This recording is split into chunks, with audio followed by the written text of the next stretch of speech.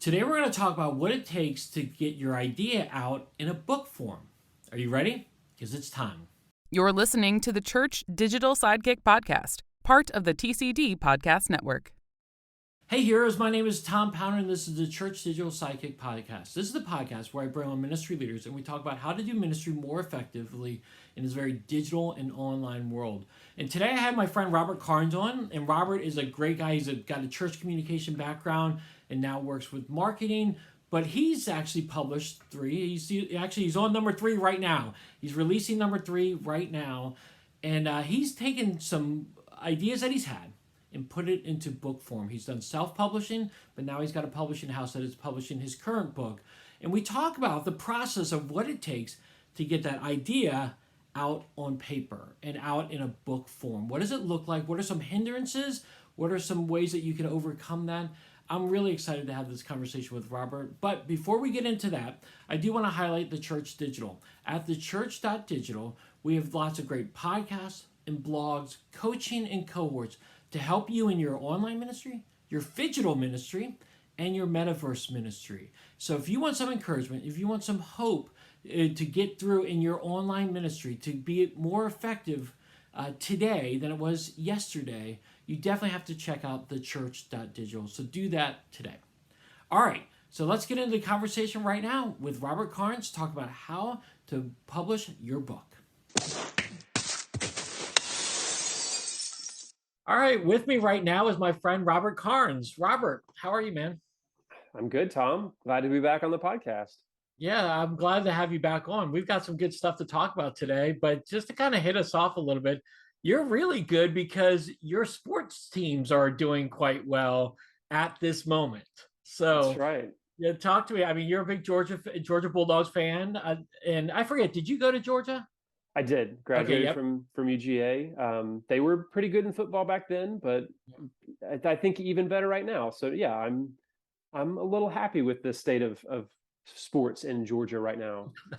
You should be. I mean, definitely. Georgia, I was just talking to one of my daughters the other day. Uh, Georgia's right up there with Alabama right now. And that's hard to come by. But I mean, I think Georgia's got some good staying power and they're going to be in there for quite some time now. Uh, I hope so. And I hope I'm trying not to make this be the entire topic of the podcast because we could talk about sports for quite a bit. Maybe we'll have a whole nother episode, but that's all we talk about.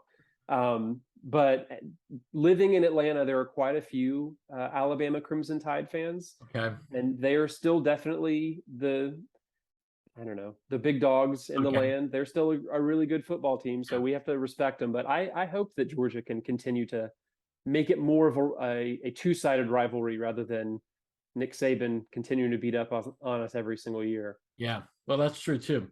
Well, and then you have the Atlanta Braves, who are the defending World Series champions, and they're making their big, strong playoff push. They might, I mean, at this time, they're really close to the Mets if they haven't overtaken them yet.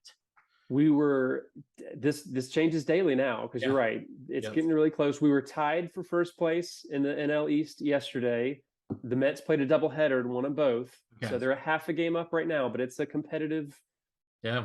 Yeah, it's coming down to the wire, and it's fun to see my team again.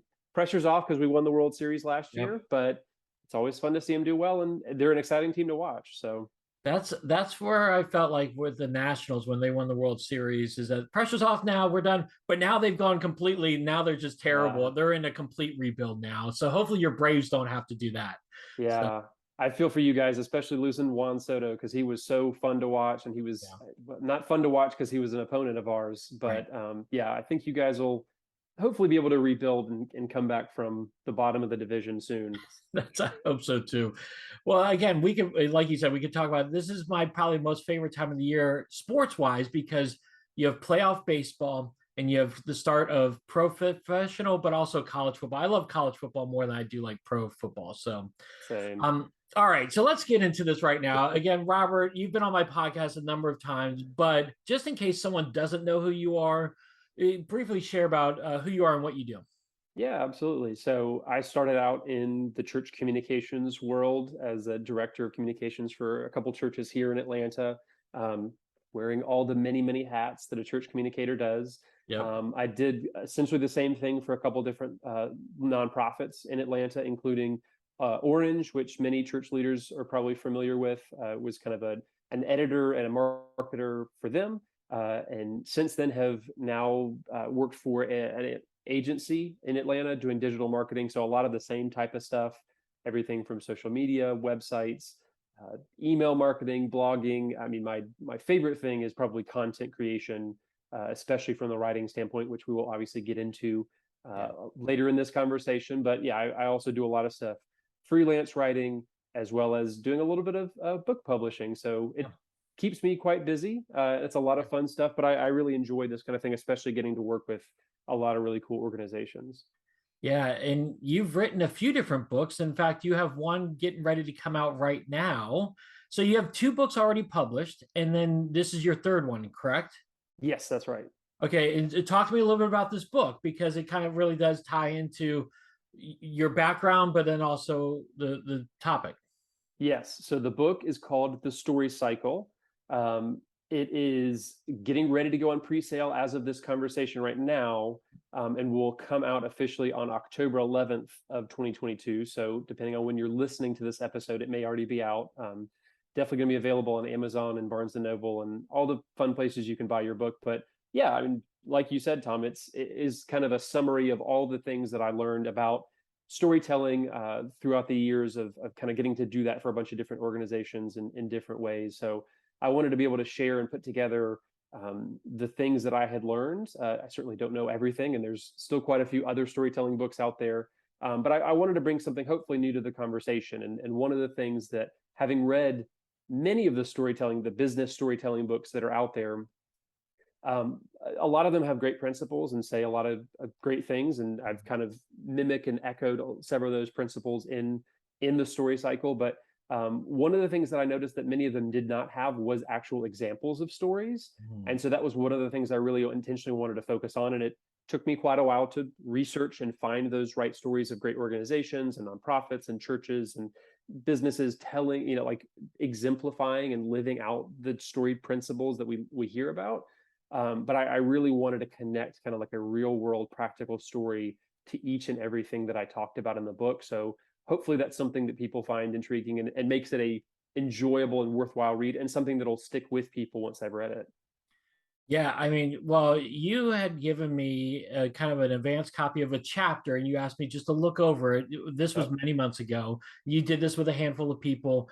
Mm-hmm. And I will say this, the chapter that you gave me, I was just fixated. I like to read, but it is often hard for me to read. It does take time. I'm a slower reader, but I breezed by your chapter, and it was fascinating because you had those real world examples. And I love, as a reader, I love seeing the real world examples and see how it actually plays out, not just the theory or the idea, but just see how it plays out within a real world example. So I think it was fantastic. I can't wait to get it. I would love to read it. So yeah, well, I appreciate that. And it was so helpful because, like you said, I shared out bits and pieces of the book as I was piecing it together with so many of my trusted friends and people who I know are very experienced in this field as well. And so it was great to get that kind of feedback and make the book even stronger. But yeah, I appreciate those kind words, Tom. yeah. Well, what do you hope that people get out of this? Is there like one or two hopes that you have? I mean, yeah, there's so many different pieces that I've poured into it. I mean, I think overall, the idea behind the story cycle itself, is that when we become better organizations, we're able to tell better stories. And if we're able to focus on storytelling in the way that we're providing value to people, like we're serving people, like that's how we create great stories. And so if we're able to do that, then that makes our organization better too. So that's kind of part of the idea behind the cycle. And there's a lot more to it than just that, but really that great organizations tell great stories, and better stories can help create better organizations. So that's kind of the kind of deep underlying principle there, is that we can hopefully learn from the stories that we're hearing from the people that we serve. That's awesome. Well, again, we'll have the link for it for you to pre-order, or depending on when you're listening to this, you could be ordering it as well. Will it have will you have a Kindle edition of it? Yes, yeah, we're doing paperback, hardback, Kindle, and then my goal is to once I kind of get my feet under me and have some time, is to hopefully record an audiobook as Oh, well. cool. So all the different versions so that people can get it as, whatever way that they prefer.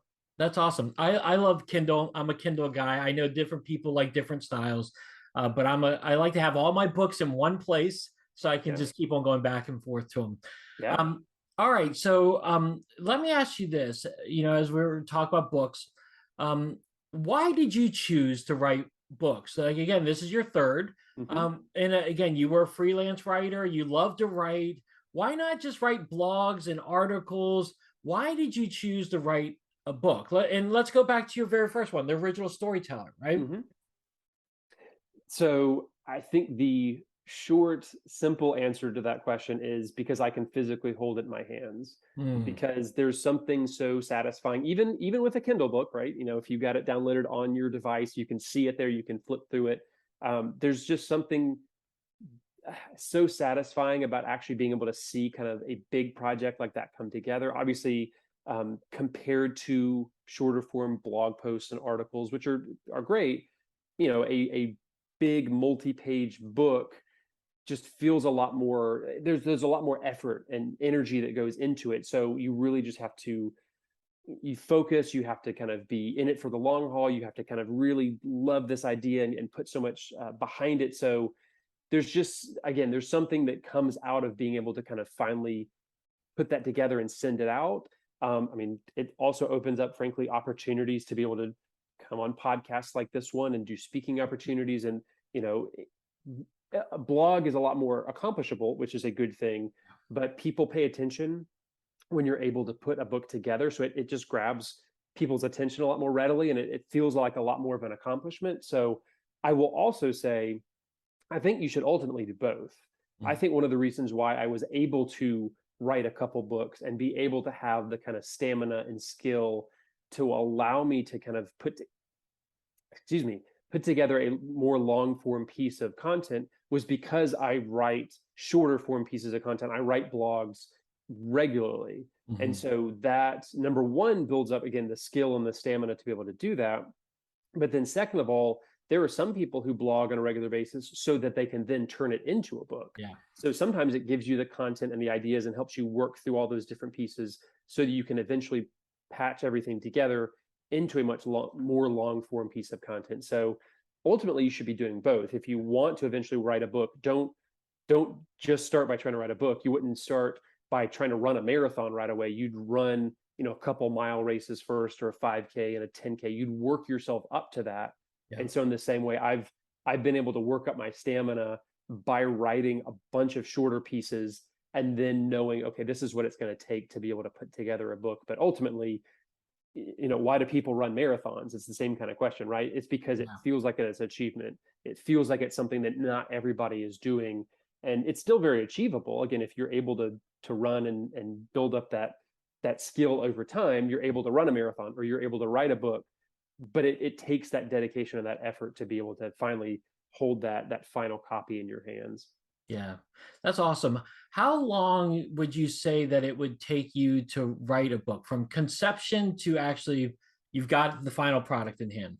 Yeah, it's a great question, and it varies so much. My first book, The Original Storyteller, I had wanted to kind of write a book, and I had this idea, and I just decided I'm going to do it. And so I wrote the first draft in about a month, and it took me another 6 months to really revise it and polish it and get it together. So I mean, it was about a year from conception to publication. That was much simpler because I was doing self-publication versus what I've done with a publisher for this book, and we can obviously get into kind of the differences Mhm. there. Um, for the story cycle, I had that idea probably even before I wrote The Original Storyteller. It was kind of an Mm. idea for how to tell stories as an organization and what it takes to be able to communicate with your audience. So I had that idea years and years ago and had kind of noodled on it and built it up and pieced all these things together. And so when I wanted to write this next book, I was like, okay, well, let me unveil this idea that I've been kicking around in my head for 5 or 6 years. From the time it took me to actually start writing to being able to present it to the publisher was probably about 5 or 6 months. And then the process of actually, I kind of share the first manuscript with them at the beginning of 2022. And of course, now it's coming out in October of 2022. So it's taken about 9 to 10 months of their process of editing it up, preparing the manuscript, of design, and all those kind of things. So when you go with a publisher, it adds a lot more time in there, but you're getting a lot more out of that process, especially a lot more professionalism than Yeah. just me trying to do it all on my own. So it really varies what that timeline looks like, what type of book, what type of writer you are, and all that kind of stuff. But typically about a year or two is a decent ballpark of what to expect. And this is great because again, your first two books were self-published, but Mm-hmm. now you are publishing with a publishing company. Mm-hmm. Um, what do you think are some of the reasons why? I know, like, listen, I love to write just like you, and I do Yeah. blogs and all that kind of stuff. And I've teetered with writing books myself, and I actually wrote a small little ebook, and kind of like a lot of how you highlighted a minute or two ago about how I took a bunch of different blogs and I Yeah. combined them together, edited it obviously to make a longer form content. But I mean, still probably like 20 pages of total content. But why do you think people maybe don't write? Like, if they have the idea in their head, what prevents them? Like, what are some stumbling blocks maybe that people Sure. prevent them from writing? I mean, time is certainly a big one. It takes time to write anything, but especially to sit down and to put together 30,000 words, 40,000 words, 50,000 words, 50, 60, 100 pages, whatever that book you want to come together. It like that takes a lot of effort. And so people stay busy, people have a lot of different distractions and a lot of different things in their life. So if you want to write a book, you really just have to carve out the time and be able to build yourself margin to do it a little bit at a time. I mean, it's daunting to feel like I need to go in a cabin in the woods for a month and just crank this thing out. Like that's not something that all of us are able to do. Yeah. And so like it really, Yeah. most of my books have just come like, okay, I'm going to take an hour every evening this week and just work on this next chapter. And then the week after that, okay, I've got 30 minutes in the morning where I'm just going to carve out and do that. So finding the time to do it is a huge barrier. I think a lot of it's also psychological. Like it feels very daunting to climb this mountain of, gosh, I can't even write this blog post. So how am I gonna write an entire book?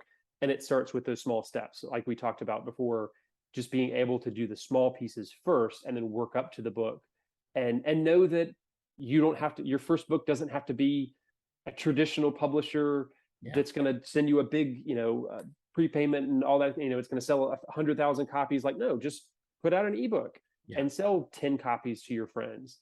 And then, okay, next, put together a slightly longer book and release that on Amazon and sell 50 copies. Like, if you lower the expectations a little bit for yourself and just go, my goal is not to reach a certain page count or sell how many copies or make any money off of this. Because really, if you're trying to make money off of a book, that's going to take you like, that's a fool's errand. I feel like in a lot of ways, like it's really hard to make good money off of a book.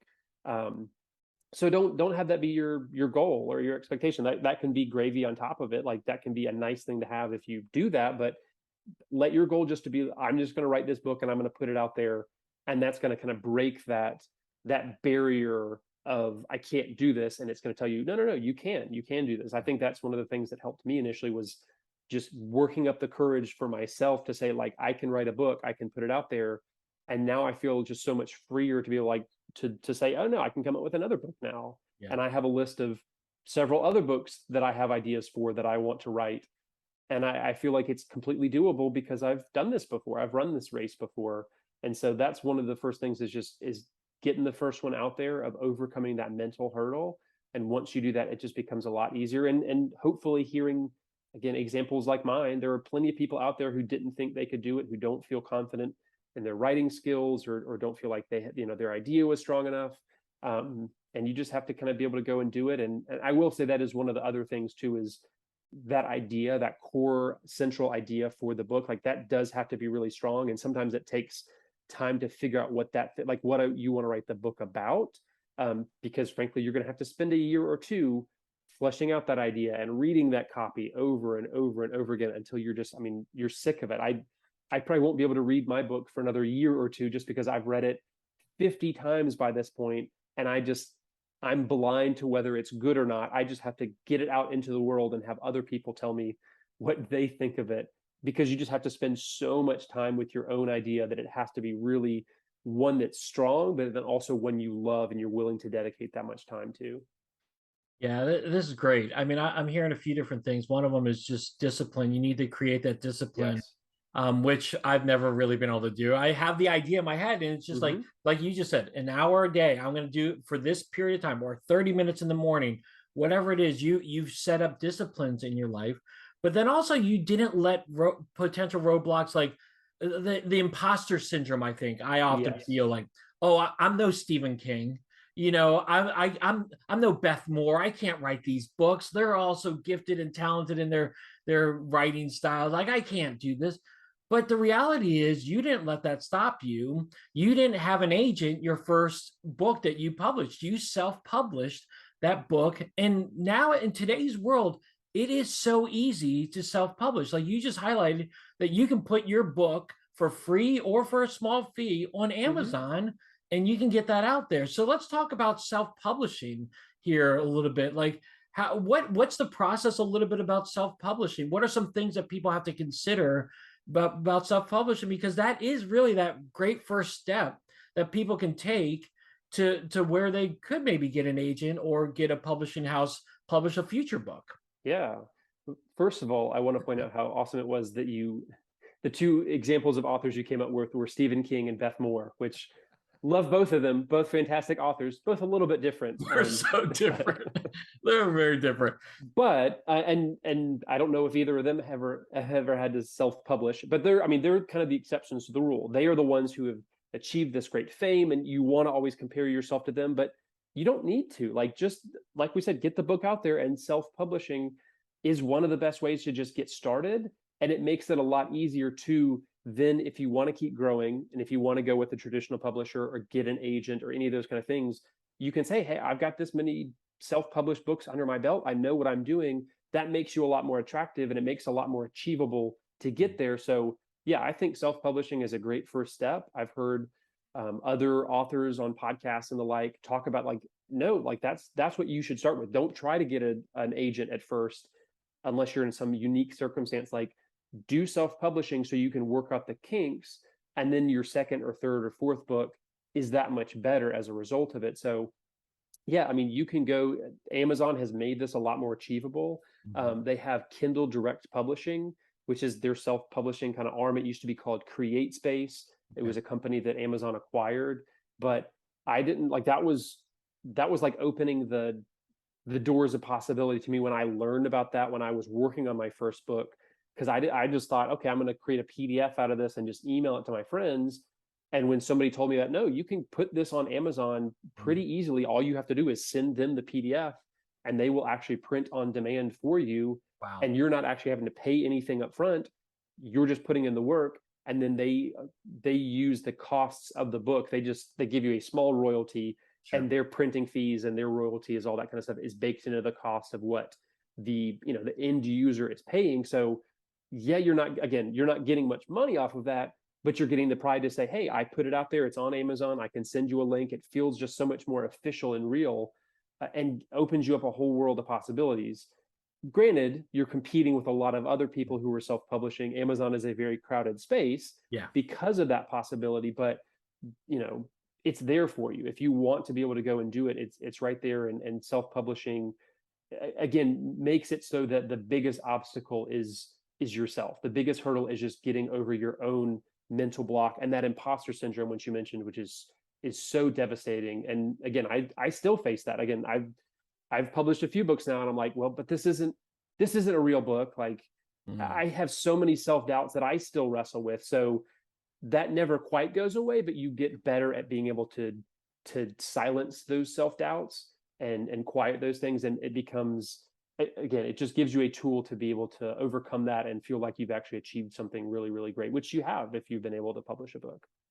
What is something that you've learned about writing or about writing books through self-publishing? Was there like an aha moment that you had, like, oh, I didn't realize this, but now I know, and so it made your second book even better than your first book?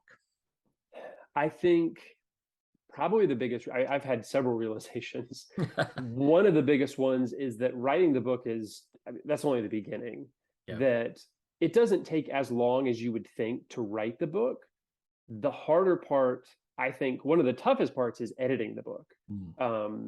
That usually takes like 5 to 6 times longer, because the first draft, the original manuscript of your book, can be random ideas and crazy all over the place. It shouldn't be perfect. It's never going to be perfect.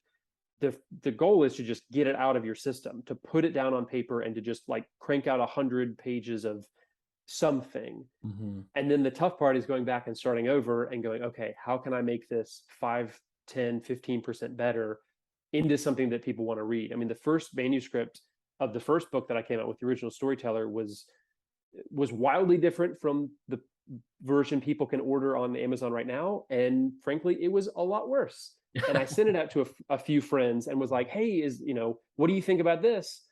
And several of them just said, this isn't good.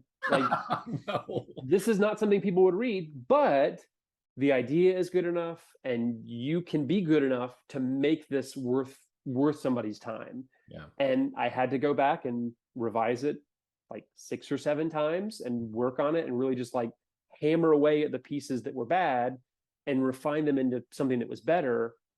And so once I went through that process one time, it was like, it's agonizing to go back and read the things that you wrote that weren't really good. And you're like, okay, there's something in here that's good. How do I like whittle that down and then build it back up again into something good? Yeah. And I had to do that about a dozen times on the story cycle. It's just, okay, I put together this original manuscript and it's okay. It's probably better than the first manuscript of the first book I wrote, but it's still not something that I would be proud to share. So let me go back and revise it and edit it again and again and again until it really is something that's worthwhile. And I think, again, that process becomes easier the more times you do it, but that's probably the most grueling thing. And then on the other half of it, I'm getting ready to release the book, but this is like just the first half, because now I have to go and sell the book. I have to market it and promote it. And again, just publishing it itself is a big, ordeal, but I'm no longer satisfied with just that. I want to sell, as many copies as possible, and I want to showcase it to people and use it as a resource, and maybe make a little bit of money on the side, and maybe help finance the next book project that I want to work on. So like my expectations get a little bit higher, but I still have to keep working at it and have to keep promoting it and have to keep, like, there's all those different pieces that people don't realize when they're starting out, that like, oh, I just need to write this thing and then the rest will take care of itself. And it's like, no, it's very achievable to write it and you can do that, but there's all this other stuff that's involved around editing and distributing and promoting a book that's daunting but doable. Yeah. What kept you going? I'm sure there were times in every one of your books that you just like, screw it, I'm not doing this anymore. What kept you going? That's a great question. And I think it was probably something different because I certainly had those moments. I certainly had a few times where I was like, is anybody going to want to read this? Yeah. Again, it's that voice of doubt, that imposter syndrome that pops back up many times throughout the book process. And I mean, part of it, at least through this book, was I can do this. I know I can do this. I know that I know what I'm talking about. Like, I was just kind of having to go back and reset and give a little bit of self-assurance. So that helps, and that's easier said than done. But I think even just the fact that I had finished a book before and I held it in my hands and I like felt how awesome that was, that I had achieved this thing. And so that was a big piece of it too, was just knowing what the end result felt like. And I think you begin to, like, just like with running, I don't love running, but I love having finished like a race. Yeah. So it's the same thing. Like, the process of writing can be grueling and daunting and punishing, but it's like, but I know how great it feels after I'm done. And I love the feeling of like seeing the finished work either online or in print or whatever. So like knowing that finish line is out there somewhere is probably the thing that, again, helps you psychologically keep going and get over those hurdles that definitely pop up along the way. Yeah. I don't know if I don't golf much, but I do know when I go golfing, it's not like one of those best experiences, but when you hit that perfect shot, or when you hit that shot, you're like, man, there's just that satisfaction that you get from doing that. Yeah. Robert, this has been great. As we kind of wrap up here, what is one last piece of encouragement you would give to someone who's thinking about writing a book right now?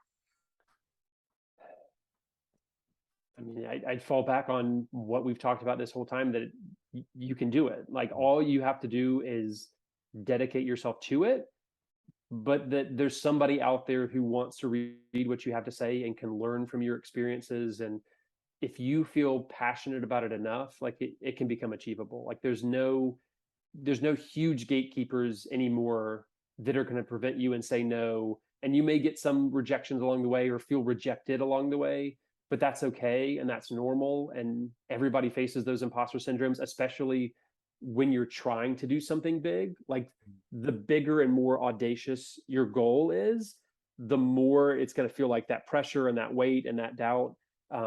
But you can take that maybe as a sign of encouragement, that, like, okay, I'm feeling a lot of resistance on this. Yeah.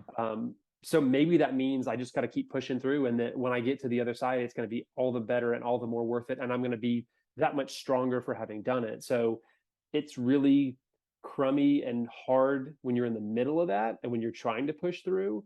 But if you have a strong enough reason and strong enough passion and drive to actually complete this thing, because not every book needs to be written. Like, I have a ton of ideas for, like, that could be a potential book, but I'm like, that idea is not strong enough and I don't care about it enough to want to try to go through that. But if you get that idea and you're like, yeah, like, I feel called to this, like, I gotta write this book, it's burning inside me, because I've felt that feeling too. That can be the thing that motivates you. That can be the engine that keeps moving you forward. And the more resistance you meet, hopefully the stronger the end result is going to be. That's awesome. Yeah, I think that's a great encouragement. And actually, I'm encouraged as I've got different little thoughts in my head and things Yeah. I've written down over the years. I'm like, maybe I need to brush that off and just start, like what Robert said, carve out an hour a day for the next week, see where I go, and just start making some goals and see how that happens. So this has been very encouraging. Robert, I wish you the best of luck with your book, and we're going to promote it here. So you'll share with me a link of how we can do that, and it'll be in Yeah. the show notes. I would strongly encourage you, just from the section that I read, it's going to be a good book. And so you need to get it, whether you're a church communicator or whether you're in a business. This would be something that would be fantastic for you to get. Robert, how can people connect with you? Share with me your website and also your socials. Yeah, absolutely. Well, and I will say, so storycyclebook.com is where people can find Great. all the stuff about the book specifically. And as it comes out, I'll share links to Amazon and Barnes and Noble, all the places people can find it. If you want to connect with me specifically on social media, it's Jam Rob Carr.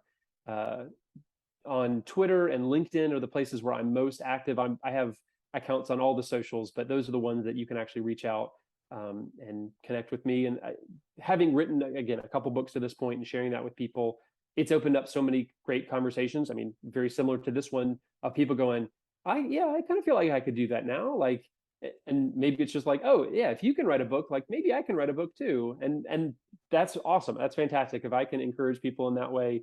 But so, if you feel the same way, you have a question about self-publishing, I don't know everything, but I know what I've learned. And so you can absolutely feel free to, like, DM me on social media, and I will do my best to get back with you with a helpful answer. And yeah, that's how you can reach out to me. Yeah, and I just appreciate that you're very active on Twitter. And so even with some of your controversial statements that you like to make that you and I don't always agree on, but it's good. So, Yeah, yeah. well, Robert, as always, it's a pleasure talking with you. And so thank you and best of luck on your book. Thanks so much, Tom. I appreciate you having me on this conversation.